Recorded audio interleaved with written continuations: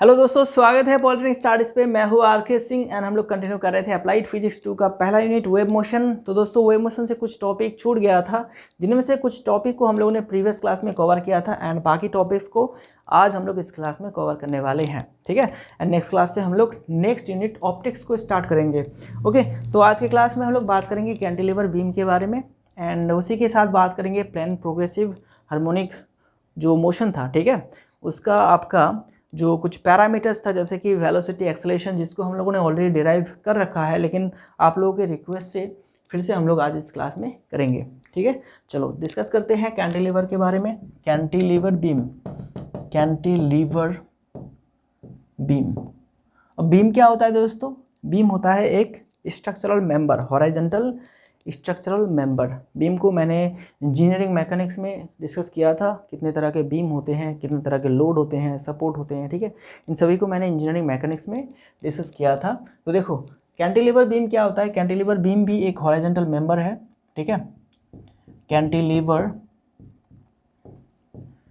Beam is a horizontal structural member. ठीक है, जिसका क्या होता है, जिसका एक एंड आपका फिक्स होता है, दूसरा एंड फ्री होता है। Whose one end is fixed and other end is free.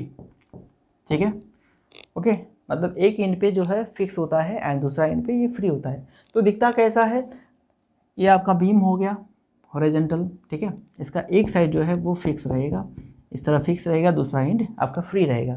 ये हो गया कैंटिलीवर बीम। एंड इस तरह के बीम आजकल बहुत सारे जगह पे जो है यूज़ किया जाता है। बिल्डिंग पे भी यूज़ किया जाता है, ब्रिज, ठीक है, ब्रिज पे भी यूज़ किया जाता है एंड कई तरह के स्ट्रक्चर्स में इसका यूज़ किया जाता है। जैसे कि हम लोग जो छत बनाते हैं घर में, ठीक है, उसमें भी अभी क्या है, कैंटिलीवर बीम का यूज़ किया जाता है। छत को जो है थोड़ा सा दीवार से, ठीक है, दीवार से थोड़ा सा आगे की तरफ उसको प्रोजेक्ट करके रखा जाता है। जैसे कि ये बिल्डिंग हो गया, ठीक है, ये बिल्डिंग हो गया, ओके, इसका छत जो है इसको थोड़ा सा आगे की तरफ ऐसे दोनों तरफ इसको क्या कर दिया गया है, थोड़ा सा उसको बढ़ा के रखा गया है। ठीक है, तो यहाँ पे जो बीम यूज़ होगा, ओके, देखिएगा ऐसे ऐसे इस तरह के टेपर्ड बीम यूज़ किया जाता है। That is one type of cantilever beam. ठीक है ना। पेट्रोल पंप पे अगर आप गए होंगे तो पेट्रोल पंप पे क्या होता है, ऐसे 4 पिलर होते हैं, 4 पिलर के ऊपर ऐसे उसका छत रखा जाता है, रूफ रखा जाता है। तो यहाँ पे जो भी बीम यूज़ होता है, देखो यहाँ पे अगर हम लोग यहाँ से काउंट करेंगे ये छोटा सा पार्ट, ठीक है, ये होगा आपका क्या, कैंटिलीवर बीम। अगर पूरे पार्ट को हम लोग एक ही बीम कवर करते हैं, एक ही बीम मानते हैं, तो ये हो जाएगा ओवर हैंगिंग बीम। ठीक है, लेकिन यहाँ से अगर यहाँ तक देखेंगे तो ये हो जाएगा आपका कैंटिलीवर बीम। कैंटिलीवर बीम में क्या होता है, एक एंड आपका फिक्स होता है, दूसरा एंड फ्री होता है।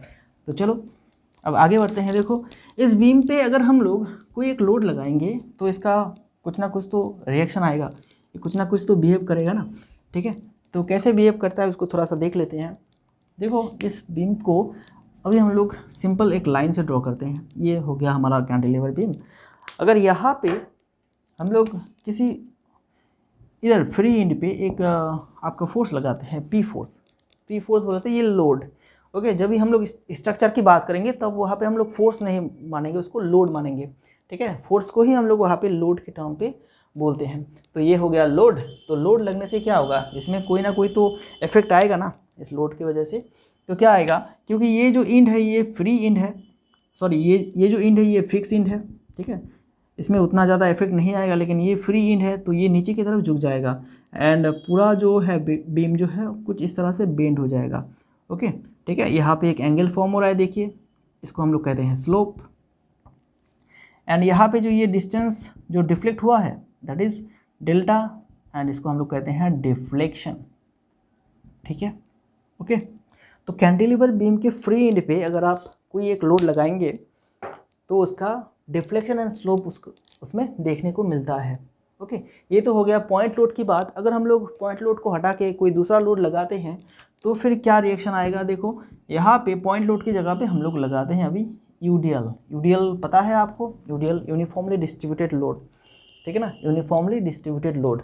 एंड इसका इंटेंसिटी जो है वो है पी पर मीटर, ये स्मॉल पी है। ठीक है, स्मॉल p प्रति मीटर क्या है, स्मॉल p न्यूटन जो है लग रहा है, ये है p न्यूटन। ओके, ये पॉइंट लोड एंड यहाँ पे हम लोगों ने इंटेंसिटी ऑफ यूडीएल लगाए हैं। तो इसके लगने से भी क्या होगा, इसमें थोड़ा सा डिफ्लेक्शन आएगा, कुछ इस तरह सा डिफ्लेक्शन आएगा, ठीक है। एंड यहाँ पे स्लोप आएगा, दैट इज डिफ्लेक्शन, ये वाला डिस्टेंस जो है दिस इज डिफ्लेक्शन, ठीक है। ये है स्लोप, ये आपका डिफ्लेक्शन, ठीक है। ओके, तो कुछ इस तरह सा बिहेव हमें देखने को मिलता है। अभी क्या है कि हम लोग तो पढ़ रहे हैं भाई वेव मोशन, वाइब्रेशन, ठीक है। तो यहाँ पे कैसे वाइब्रेशन कैसे डेवलप हो रहा है, वाइब्रेशन कैसे हो रहा है। देखो, इस लोड की वजह से ये नीचे की तरफ आ रहा है, ये लोड की तरफ वजह से ये जो पॉइंट है, ये जो फ्री एंड है, ये वाला पॉइंट ये कहाँ पे आ रहा है, यहाँ पे आ रहा है। अगर लोड को हम लोग रिमूव कर देंगे तो फिर ये क्या होगा, वापस अपनी जगह पे जाएगा, लेकिन क्या है, वो अपनी जगह से भी थोड़ा सा ऊपर चला जाएगा। ओके, ठीक है ना। जब हम लोग लोड को अचानक से रिमूव करेंगे तो ये बीम जो डिफ्लेक्ट हुआ था वो अभी अपने पोजीशन पे ऐसे चला जाएगा। ओके, चला जाने के बाद भी इधर थोड़ा सा ये ऊपर की तरफ चला जाएगा। तो देखिए क्या हो रहा है, अगर हम लोग इसको मीन पोजीशन मानेंगे, लोड लगाने से ये नीचे की तरफ आया, लोड को हटाने से ये ऊपर की तरफ चला गया, तो मीन पोजीशन से ये दो साइड में डिफ्लेक्ट हो रहा है, एक बार इधर एक बार उधर, ठीक है। That is the vibration in cantilever beam.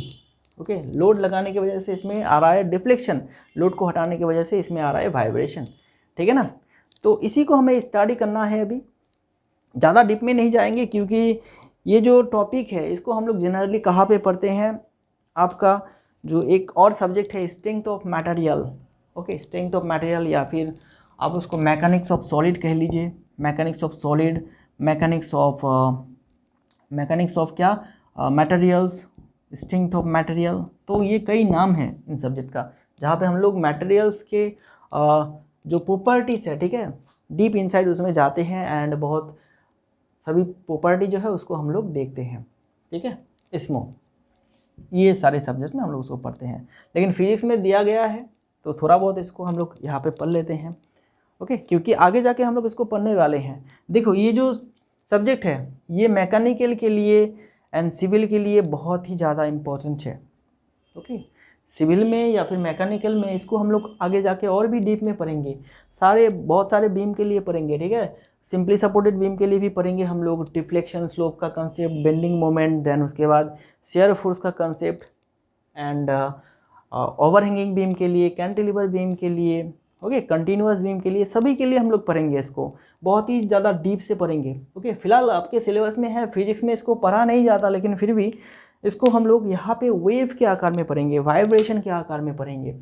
Okay, चलो, तो समझ में आ गया है वाइब्रेशन क्यों होगा, क्योंकि लोड लगने से ये डिफ्लेक्ट हो रहा है नीचे की तरफ, लोड को अगर हटा देंगे तो ये ऊपर की तरफ जाएगा, इस पोजीशन पे जाएगा, फिर उसके बाद भी वो ऊपर चला जाएगा। ओके, देन वो इसी पोजीशन पे देखिए ऐसे ऐसे वाइब्रेशन हो रहा है। अगर आपके पास कोई स्केल है, स्टील का स्केल, ये मेरे पास तो वुडन स्केल है तो इससे तो होगा नहीं, ठीक है। अगर आपके पास ये वाला स्केल स्टील का होगा तो आप एक काम करिएगा कि इस वाले पॉइंट को बिल्कुल एकदम फिक्स करके पकड़िएगा, ठीक है। यानी इसको थोड़ा सा नीचे करके ऐसे लोड दे के थोड़ा सा नीचे करके ऐसे अगर आप छोड़ देते हैं लोड को तो देखिए ये ऐसे ऐसे करेगा। स्टील के स्केल में ये ज़्यादा आपको देखने को मिलेगा, लेकिन ये तो थोड़ा सा आपका वुडन हो गया, लकड़ी का हो गया, तो ये बेंड नहीं हो रहा है, ठीक है, टूट जाएगा लेकिन बेंड नहीं होगा। लेकिन स्टील में ऐसा होता है कि अगर आप ऐसे यहाँ पे लोड देके छोड़ेंगे ये थोड़ा सा बेंड हो जाएगा, नीचे की तरफ चला जाएगा। जब आप इसको छोड़ेंगे तो ये ऊपर की तरफ जाएगा, अपने पोजीशन पे जाएगा, लेकिन उसके ऊपर भी चला जाएगा, तो ऐसे ऐसे वो वाइब्रेशन करने लगेगा। दैट इज़ ये होता है आपका कैंटिलीवर बीम पे, ठीक है। एंड इसी को हमें स्टडी करना है, सिर्फ इसका टाइम पीरियड हमें निकालना है, ठीक है। टाइम पीरियड का एक फॉर्मूला होता है, बस उसे हमें याद करना है, उससे ज़्यादा कुछ भी नहीं याद करना है। डेरिवेशन पे बिल्कुल नहीं जाना है क्योंकि इतना डेरिवेशन आपको पूछा ही नहीं जाएगा, ठीक है ना, तो उतना हम लोग डीप में क्यों जाएंगे। ओके, ठीक है, जितना पूछा जाएगा, जितना पूछा जाने का संभावना है उसी को हम लोग पढ़ेंगे। चलो अभी बात करेंगे यहाँ पे हम लोग कुछ फॉर्मूला के बारे में। देखो यहाँ पे ये अगर हम लोग इसको बी पॉइंट मान लेते हैं, इसको ए पॉइंट मान लेते हैं, तो देखो लोड क्या लग रहा है, लोड एट बी, ये लग रहा है आपका पी, ठीक है। अब इसकी वजह से रिएक्शन आएगा कहाँ पे, रिएक्शन एट ए पे रिएक्शन आएगा क्योंकि सपोर्ट तो ए पे है ना, तो ए ही उसको संभालेगा, तो ए पे भी क्या आएगा, पी आएगा। देन इसको ये अगर किलोमीटर पे है तो यहाँ पे किलोमीटर यूनिट लगेगा, अगर न्यूटन पे है तो न्यूटन लगेगा, ठीक है। And bending moment, bending moment क्या आएगा, बेंडिंग मोमेंट आपका आएगा load into distance from the point, this point, ठीक है, यहाँ से यहाँ तक डिस्टेंस, पी एल, ओके, ठीक है, पी एल हो गया। डिफ्लेक्शन क्या आएगा, डिफ्लेक्शन को मैं क्या कर रहा हूँ, डेल्टा मैक्स से लिख रहा हूँ, मैक्सिमम डिफ्लेक्शन, ठीक है, आप वर्ड पे लिखिएगा मैक्सिमम डिफ्लेक्शन जो होता है वो होता है पी एल स्क्वायर बाई क्या होता है दोस्तों, P L square by 3EI, P L square by 3EI, ठीक है। अब P क्या है, P is the load, L is the length, ठीक है, लेंथ ऑफ द कैंटिलीवर, यहाँ से यहाँ तक लेंथ, ओके, एंड E क्या है, E is the elastic coefficient, okay, I is the moment of inertia, ठीक है, ओके, समझ में आया, ये होगा डेल्टा मैक्स। एंड अगर बात करें थीटा की तो थीटा होगा P L square 2EI, theta बोले तो स्लोप, ओके, थीटा होगा आपका स्लोप, ठीक है, P L cube by 2EI, यहाँ पे डिफ्लेक्शन मैक्सिमम डिफ्लेक्शन कितना आएगा, P L square by 3EI। अगर इसी की हम लोग बात करें इस बीम की, ठीक है, इस लोड की बात करें यूडीएल में यही सब चीज़ें लिखेंगे।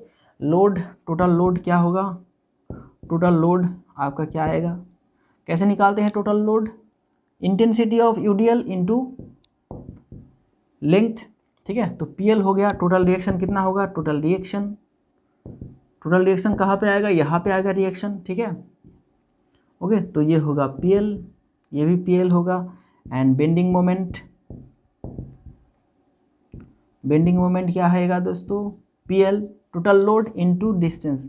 अब देखो ये पूरे लेंथ पे लग रहा है, ठीक है, ये जो यूडीएल है पूरे लेंथ पे लग रहा है, अगर हम लोग इसका एवरेज निकालेंगे तो कहाँ पे आएगा, इसका मिडिल पॉइंट दैट इज यहाँ पे L/2, तो total load into distance L/2, तो ये हो गया क्या, PL स्क्वायर बाई 2, ये हो गया बेंडिंग मोमेंट।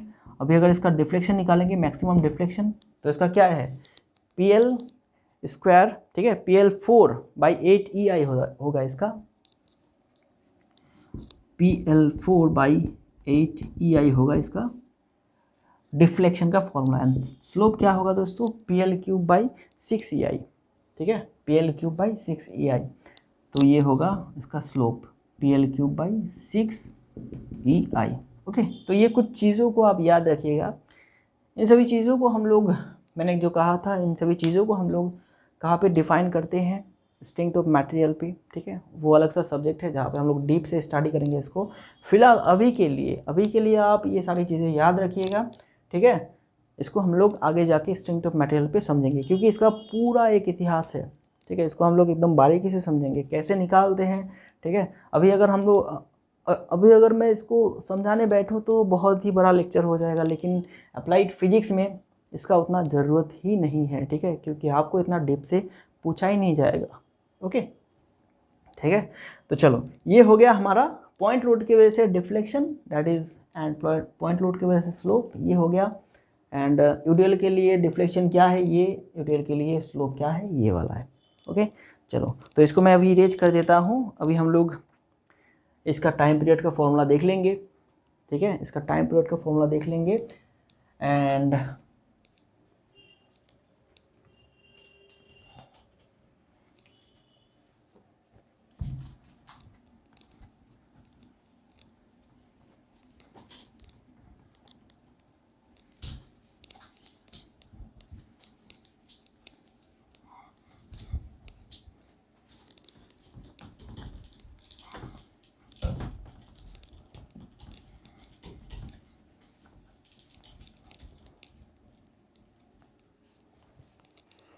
तो यहाँ पे वाइब्रेशन का टाइम पीरियड निकालेंगे कैसे, टाइम पीरियड, बस आपको ये वाला फॉर्मूला याद रखना है और कुछ नहीं करना है इससे, ठीक है।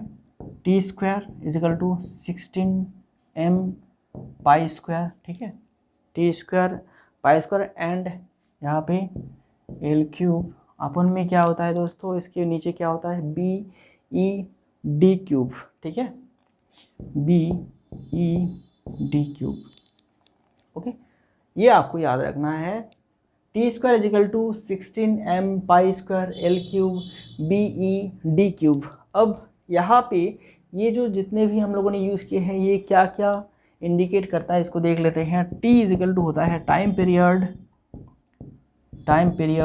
ठीक है, ओके। एंड जो m होता है that is mass of the beam, time period of oscillation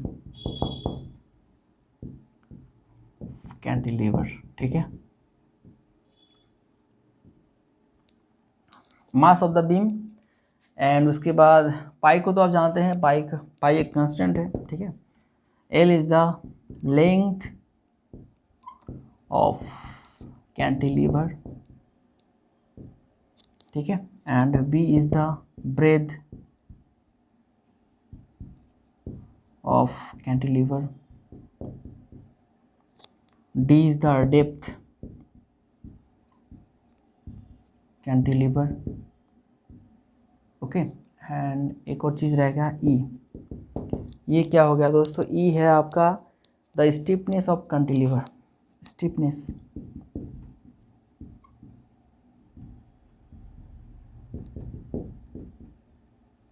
ठीक है, ओके। तो ये कुछ चीज़ें हैं।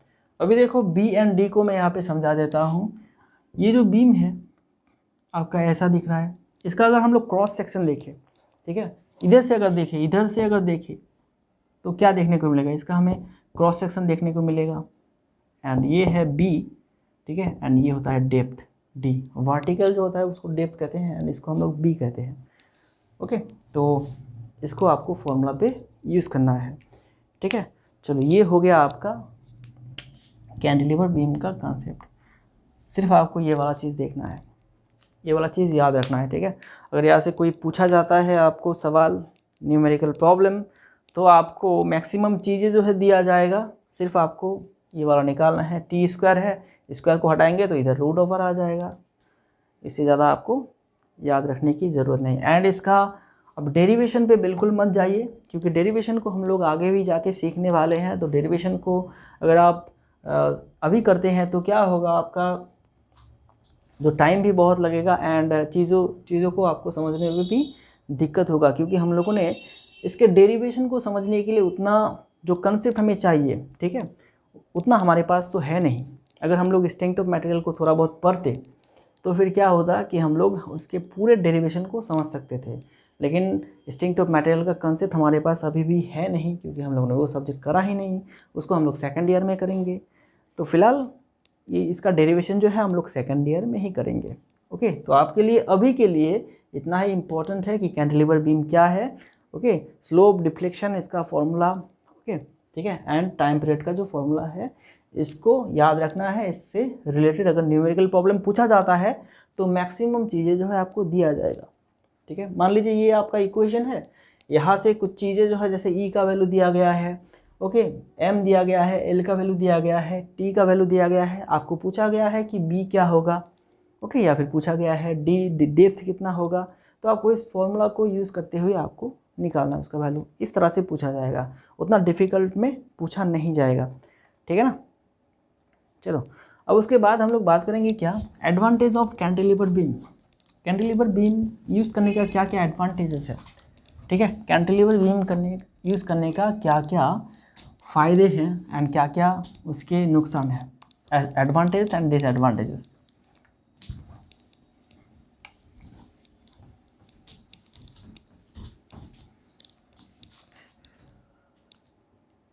देखो अब इसको तो मैं आपको स्क्रीन पे शो करा रहा हूँ, advantage and disadvantage of cantilever beam. देखो एक एक करके डिस्कस करते हैं।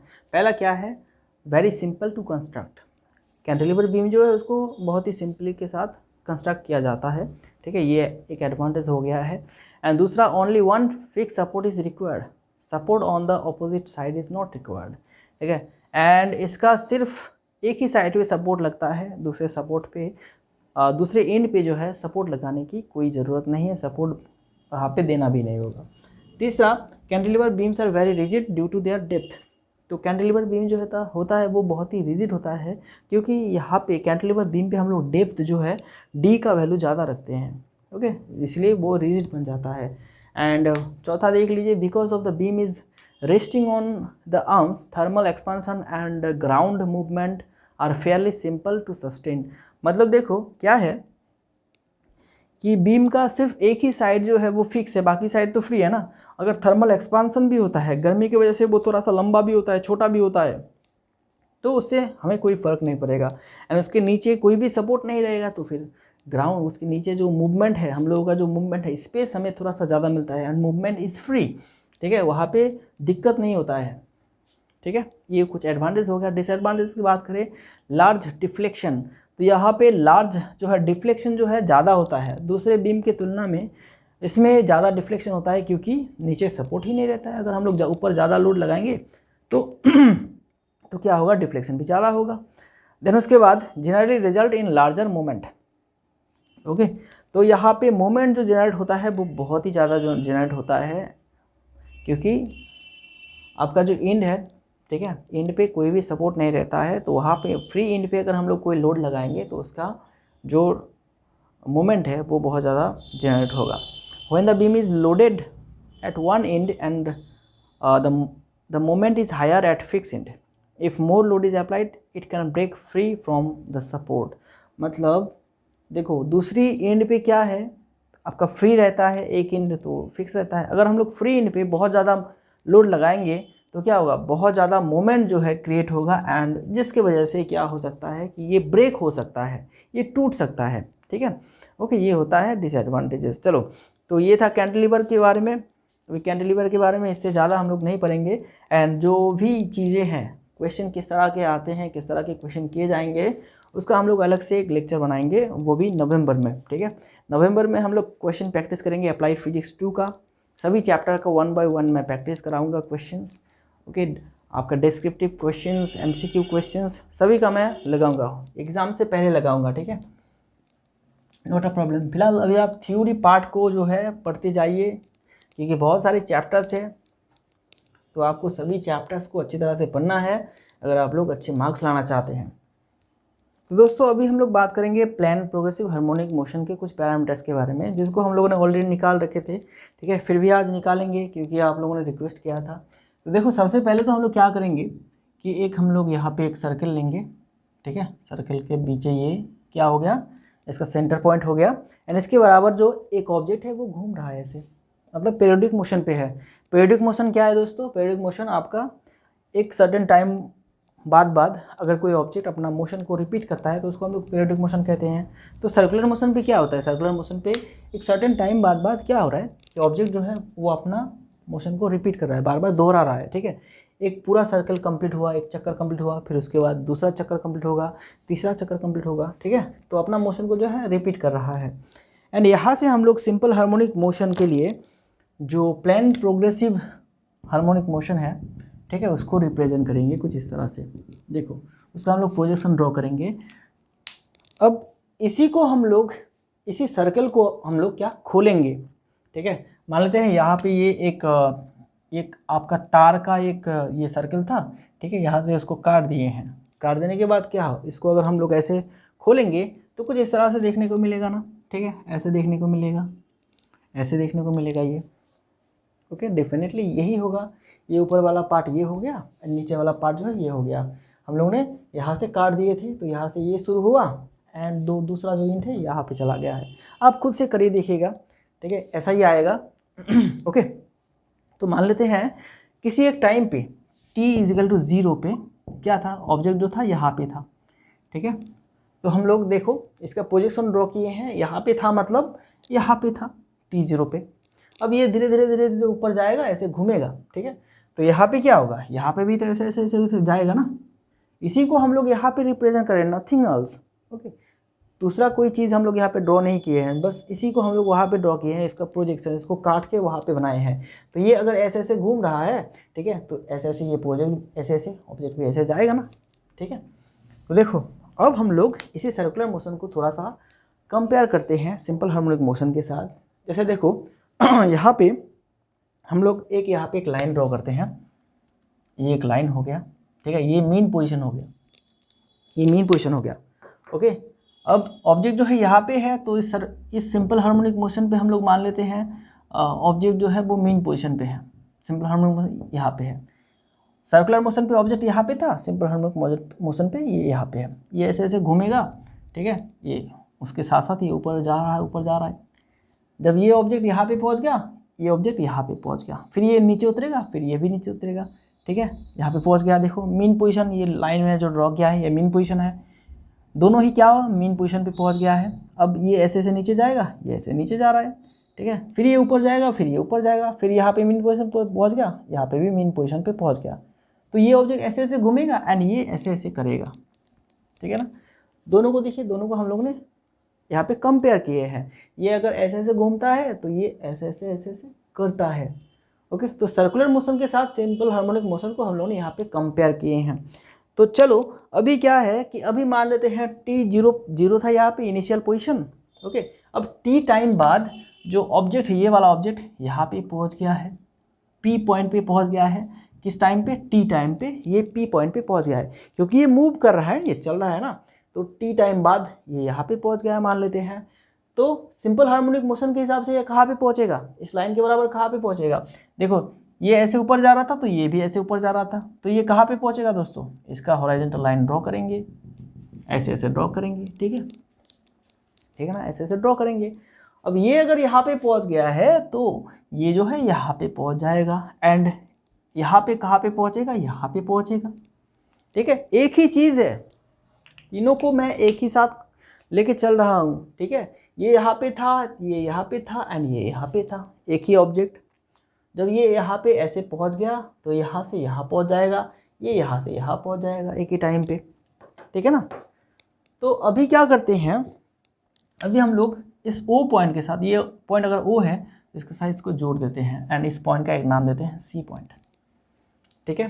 तो यहाँ पे आप देख सकते हैं, यहाँ पे एक ट्रायंगल फॉर्म हो रहा है, OPC एक ट्रायंगल फॉर्म हो रहा है एंड क्योंकि ऑब्जेक्ट यहाँ से यहाँ तक गया है तो इसका डिस्प्लेसमेंट कितना हुआ है, एंगुलर डिस्प्लेसमेंट कितना हुआ है, ये होगा एंगुलर डिस्प्लेसमेंट थीटा। अगर ये एंगल थीटा है तो ये एंगल भी थीटा होगा, क्योंकि दोनों लाइन जो है पैरेलल है, ये एंगल एंड ये एंगल आपका इक्वल होगा। ये ज्योमेट्री का एक रूल है, ठीक है।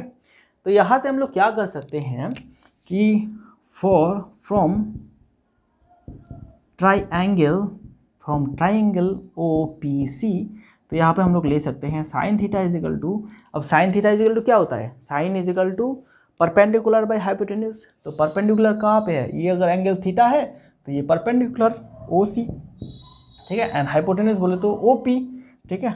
अभी OP बोले तो क्या, फिर सेंटर से साइड का डिस्टेंस जो होता है रेडियस।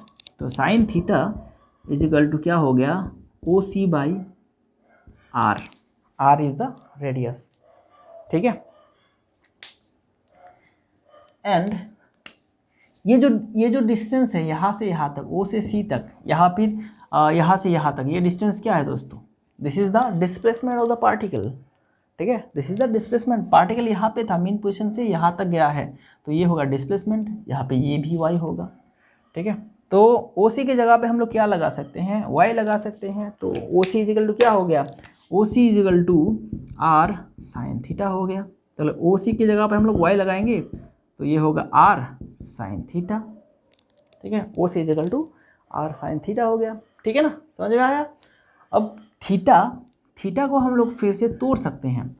थीटा क्या है, चलो यहाँ पे इसको तोड़ते हैं। Angular velocity is equal to क्या, एंगुलर डिस्प्लेसमेंट बाई टाइम, ठीक है। तो यहाँ से हम लोग अगर थीटा का वैल्यू निकालते हैं ओमेगा टी, तो y इज इक्वल टू क्या आ गया दोस्तों, R साइन ओमेगा टी, ठीक है। That is the formula for displacement, okay. Displacement of particle in simple harmonic motion, ये हम लोगों ने डिराइव किया था नेक्स्ट प्रीवियस क्लास में, ठीक है, ओके। तो ये तो हो गया। अभी यहाँ से हमें डिस्प्लेसमेंट मिल गया है तो हम लोग वेलोसिटी भी निकाल सकते हैं, एक्सेलरेशन भी निकाल सकते हैं। वेलोसिटी निकालने के लिए क्या करना होगा, सिर्फ इसका हमें क्या करना होगा, डेरिवेटिव कर लेना होगा, फर्स्ट ऑर्डर डेरिवेटिव, ओके। अगर एक्सेलरेशन निकालना है तो सेकंड ऑर्डर डेरिवेटिव करेंगे, ओके। तो चलो फिर से मैं दिखा देता हूँ डेरिवेटिव करके। ये तो डिस्प्लेसमेंट का फॉर्मूला हो गया। अभी अगर हम लोग वेलोसिटी निकालेंगे तो वेलोसिटी बोले तो क्या, velocity v is equal to होता है D theta by D Y by D T. ठीक है, इसका डेरिवेटिव करना है। तो डी वाई बोले तो क्या है, आर साइन थीटा के जगह पे हम लोग डब्ल्यू टी लगाते हैं, ओमेगा टी, एंड नीचे क्या होगा डी टी। टी के रेस्पेक्ट में इसका करो, क्या होगा, आर आएगा, R and omega cos omega T. ठीक है, R omega cos omega T, that is the velocity का फॉर्मूला। ठीक है, R omega cos omega T. Okay, ये हमें एक फॉर्मूला मिल गया। अभी यहाँ से हम लोग इसको थोड़ा सा और भी सिंप्लीफाई कर सकते हैं। ठीक है, इसको हम लोग और भी सिंप्लीफाई कर सकते हैं। कैसे सिंप्लीफाई करेंगे इसको देखो, पहले तो आपका क्या साइन ओमेगा टी का हमें वैल्यू पता है, sine omega T is equal to Y by R. ठीक है, तो यहाँ से हम लोग कॉस ओमेगा टी निकालते हैं तो क्या होगा 1 माइनस वाई का स्क्वायर आर का स्क्वायर। ठीक है, यहाँ से क्या निकलेगा, साइन ओमेगा टी का वैल्यू क्या निकलेगा दोस्तों, क्या निकलेगा बोलो, यहाँ पे निकलेगा r square minus y square, नीचे रहेगा आर का स्क्वायर। ठीक है, तो इसी को यहाँ पे लगा दो, आर ओमेगा हो गया, एंड इस जगह पे आप क्या लगाएंगे, r square minus y square by r square. अब इस आर स्क्वायर को अगर आप लोग निकालते हैं तो ये सिर्फ आर हो जाएगा, तो डेफिनेटली ये आर हो जाएगा, तो ये आर वैनिश हो जाएगा। तो हमारे पास क्या रहेगा, हमारे पास क्या रहेगा दोस्तों, ओमेगा ब्रैकेट में r square minus y square. ठीक है, ये होगा वेलोसिटी का फॉर्मूला। ठीक है, ये होगा क्या, वेलोसिटी का फॉर्मूला। इन सभी चीज़ों को हम लोगों ने करा था नेक्स्ट क्लास में, इन सभी चीज़ों को हम लोगों ने करा था किसी एक क्लास में। ओके, तो आप वो वाला क्लास भी देख लीजिएगा वहाँ पे मैंने बहुत ही डिटेल्स के साथ एक्सप्लेन किया था इसको। ठीक है, आज तो सिर्फ हम लोग इसको रिवीजन दे रहे हैं। तो v का वैल्यू हमें निकल गया है ना, तो अभी यहाँ से हम लोग क्या निकाल सकते हैं, एक्सेलरेशन भी निकाल सकते हैं। एक्सेलरेशन पे क्या निकालेंगे, एक्सेलरेशन पे हम लोग निकालेंगे क्या बोलो, v का हम लोग फिर से डेरिवेटिव करेंगे t के रेस्पेक्ट में। Acceleration a is equal to क्या होगा, d v by D t. अब v क्या है, v का तो हम लोग जानते हैं R omega cos omega T, तो D by D T R omega cos omega T. ठीक है, इसको अगर हम फिर से डेरिवेटिव करते हैं तो हमें मिलेगा r omega square minus r omega square sine omega T. ठीक है, ये ऐसा मिलेगा कुछ। ओके, ठीक है ना, एंड यहाँ पे आप देखिए, यहाँ पे क्या होगा, माइनस तो रहेगा ना, एंड ओमेगा स्क्वायर को आप इधर छोड़ दीजिए, बाकी आर साइन ओमेगा टी को आप एक साथ रख लीजिए, तो क्या होगा, ये क्या है, वाई डिस्प्लेसमेंट, मतलब omega square y, that is the acceleration. ठीक है, बस ऐसे ही हम लोगों ने निकाला था, एंड इसके बाद हम लोगों ने कंपेयर भी किया था कि कौन से पोजीशन पे वेलोसिटी ज़्यादा रहेगा, एक्सेलरेशन ज़्यादा रहेगा। ठीक है, अगर डिस्प्लेसमेंट ज़्यादा होता है तो एक्सेलरेशन क्या होगा, वेलोसिटी क्या होगा, मेन पोजीशन पे वेलोसिटी क्या होगा, एक्सेलरेशन क्या होगा। हम लोगों ने कंपेयर किया था ये सारी चीज़ों को, जैसे कि निकाला था हम लोगों ने कि मेन पोजीशन में क्या होता है, एक्सेलरेशन आपका 0 होता है। ठीक है, लेकिन वेलोसिटी जो होता है वो मैक्सिमम होता है। ठीक है, एंड जब एकदम एक्सट्रीम पोजीशन पे चले आते हैं, मतलब ये वाले पोजीशन पे अगर ऑब्जेक्ट चला जाए तो यहाँ पे वेलोसिटी 0 होता है लेकिन एक्सेलरेशन बहुत ज़्यादा होता है। ठीक है, ये सभी चीज़ें हम लोगों ने करा था ऑलरेडी, तो अगर आपने वो वाला क्लास नहीं देखा है तो देन डेफिनेटली देख लीजिएगा। अप्लाइड फिजिक्स 2 का जो प्लेलिस्ट का लिंक है वो आपको इसी वीडियो के डिस्क्रिप्शन में मिल जाएगा, वहाँ पे जाइए, उस वाले वीडियो को देखिए। ठीक है, वहाँ पे हम लोगों ने इसको एक्सप्लेन करा था। ठीक है ना, चलो, तो आज के क्लास के लिए इतना ही। नेक्स्ट क्लास में हम लोग ऑप्टिक्स को स्टार्ट करेंगे, एंड नेक्स्ट क्लास आपका लगभग 2-3 दिन बाद आएगा, जहाँ पे हम लोग ऑप्टिक्स को स्टार्ट करने वाले हैं। तो दोस्तों, आप लोग अपना ख्याल रखिएगा एंड स्टडी बराबर करते रहिएगा। अगर आपके पास किताब है तो किताब से भी पढ़िएगा डेफिनेटली। ठीक है, चलो मिलते हैं नेक्स्ट क्लास में। Thank you very much.